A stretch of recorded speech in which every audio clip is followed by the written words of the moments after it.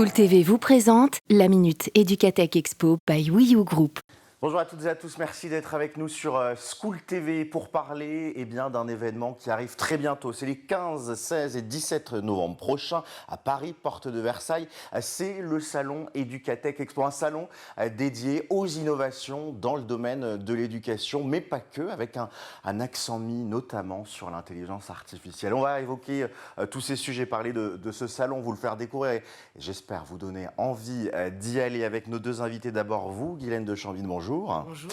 Vous êtes la directrice du salon Educatech Expo et puis nous sommes également avec Antonin Coix, bonjour. Bonjour. Vous êtes responsable éditorial de ce salon. Je le disais, 15, 16 et 17 novembre prochains, ce sont les trois dates de ce salon qu'on connaît très bien ici à School TV. D'abord, qu'est-ce que vous auriez envie de dire à nos spectateurs qui nous regardent aujourd'hui pour leur donner envie de venir? Eh bien, écoutez, tout d'abord, merci beaucoup de nous recevoir aujourd'hui. Je voulais peut-être rappeler qu'Educatech Expo était le salon de l'innovation pédagogique numérique, qu'il appartenait au groupe Wii U et qu'il rassemblait 12 500 visiteurs, en progression d'ailleurs chaque année.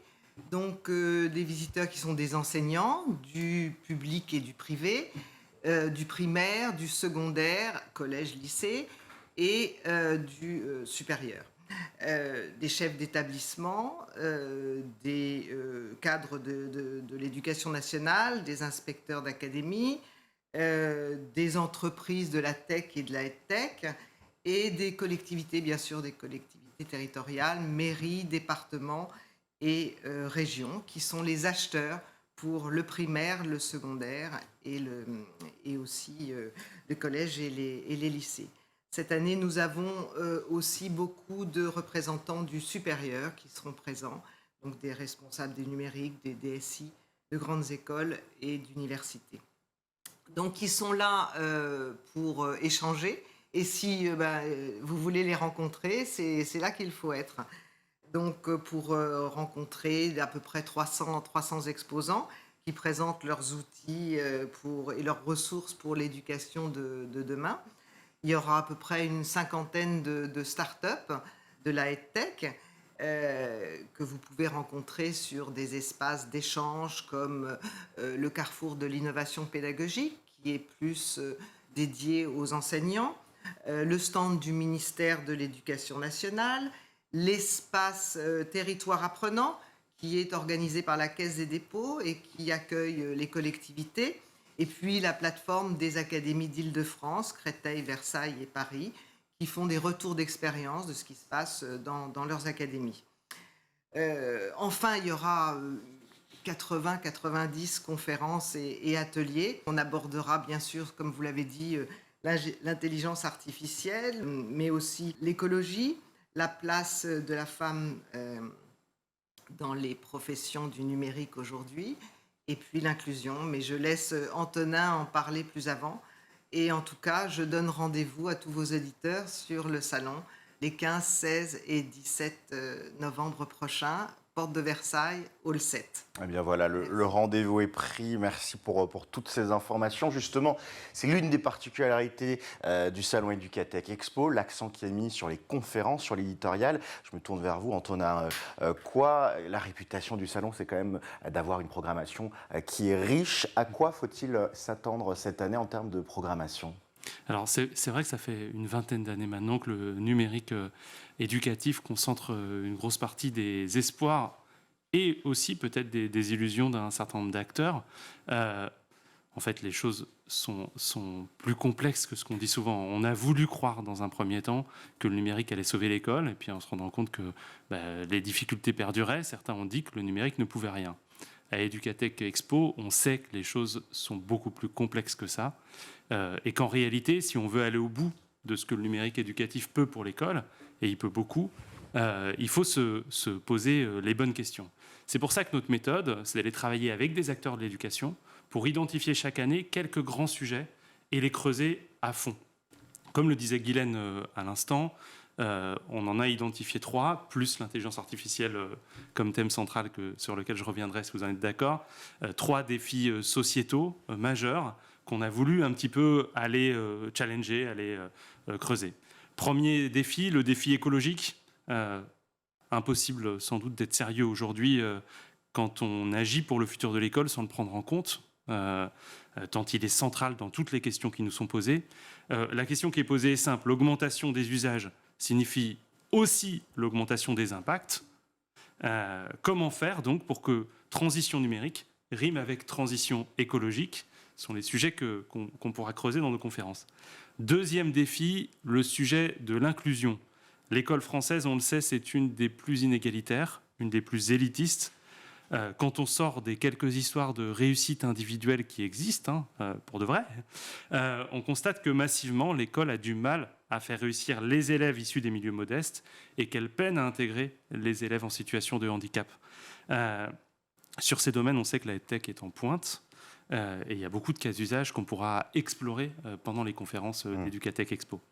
Et puis, troisième défi, Guylaine le rappelait, le défi de l'égalité femmes-hommes. C'est paradoxal, l'informatique n'existerait même pas sans les femmes. Première programmation, elles ont joué un rôle primordial dans son essor. Et pourtant, elles représentent aujourd'hui que 25% des effectifs du secteur du numérique. C'est injuste. C'est même problématique pour le développement de notre société. Et donc, on se posera la question de savoir comment inverser la tendance, comment permettre aux jeunes femmes de se sentir légitimes, de se projeter dans un parcours personnel, professionnel, dans les métiers du numérique, légitimes pour mobiliser tout leur savoir-faire autour des outils informatiques et numériques. C'est donc 3 défis qui sont pensés pour nourrir toute la programmation 2023 d'Educatech Expo, des conférences officielles, à celle des partenaires jusqu'aux espaces d'exposition. Et puis il y a une thématique aussi qui est très intéressante, c'est rigolo, hasard du calendrier, je lisais ce matin dans la presse que pour 1 300 $ aux États-Unis, on peut avoir des intelligences artificielles qui remplacent les journalistes présentateurs, donc on commence à se poser pas mal de questions. Je vous rassure, mon intelligence est bien réelle. Et justement, ces intelligences artificielles génératives qui ont fait couler beaucoup d'encre dans les rédactions l'an dernier, on pense à ChatGPT notamment, elles vont aussi avoir un grand débat durant ce salon. Oui, c'est peut-être le sujet incontournable de cette année, on ne pouvait pas passer à côté. Chaque année, le numérique a son lot de sujets incontournables. L'année dernière, c'était encore le métaverse. Sauf que, bon, contrairement au métaverse, l'intelligence artificielle, c'est un sujet sur lequel il y a énormément de choses à dire parce qu'il préfigure probablement une révolution cognitive et informationnelle comme il y en a assez peu, en fait, avec son lot de promesses, avec son lot de craintes. On a vu ça exploser tout au long de l'année. Il nous semblait important de se dire qu'au regard de la multiplicité des cas d'usage, au regard de la multiplicité des questions sociétales, scientifiques qui sont posées par l'intelligence artificielle, il était important vraiment d'y consacrer un temps fort. C'est pour ça qu'on s'est saisi du sujet en se disant que la manière qu'on devait avoir de le faire, c'était de le faire avec rigueur, pour aller au bout de ce sujet, permettre à l'ensemble des spectateurs, à l'ensemble des visiteurs d'Educatech Expo de pouvoir mieux comprendre le sujet de l'intelligence artificielle, à la fois pour comprendre ce que veut dire l'intelligence artificielle générative, ce qu'on peut en attendre, et bien sûr ce qu'on peut en attendre pour l'école. C'est pour ça qu'on a construit une conférence exceptionnelle qu'on a appelée Grand Décryptage, là où d'habitude on fait grand débat. Là, il ne s'agit pas de dire pour ou contre l'intelligence artificielle, mais comment l'intelligence artificielle, avec l'INRIA, qui est l'un des pôles de recherche les plus influents, pour ne pas dire le plus influent sur ces questions-là en France, pour avoir un avis incarné scientifiquement. J'espère que ça suscitera l'enthousiasme des spectateurs. En tout cas, je peux vous dire, sans trahir de grands secrets, qu'on a déjà eu l'intérêt de ministres.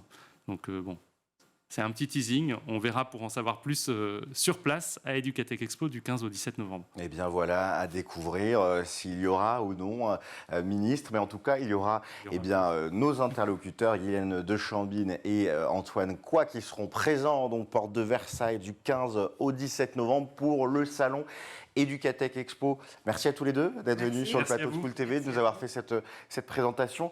Elle est passionnante cette thématique, on en parle beaucoup dans les différentes émissions de l'intelligence artificielle notamment. On a eu le débat il y a quelques semaines pour se demander si ça servait encore de donner des devoirs à la maison quand on sait que beaucoup de lycéens par exemple vont utiliser ChatGPT pour aller faire. Donc j'imagine que ça sera au cœur de ces échanges et comment peut-être les former pour bien les utiliser. Si tout ça vous intéresse, eh bien vous pouvez vous rendre rendre sur le site internet d'Educatech Expo pour d'ores et déjà prendre vos places. Et donc, c'est le hall 7 de la Porte de Versailles du 15 au 17 novembre 2023. Merci de nous avoir suivis sur School TV. À très bientôt. Au revoir. School TV vous a présenté la Minute Educatech Expo by Wii U Group.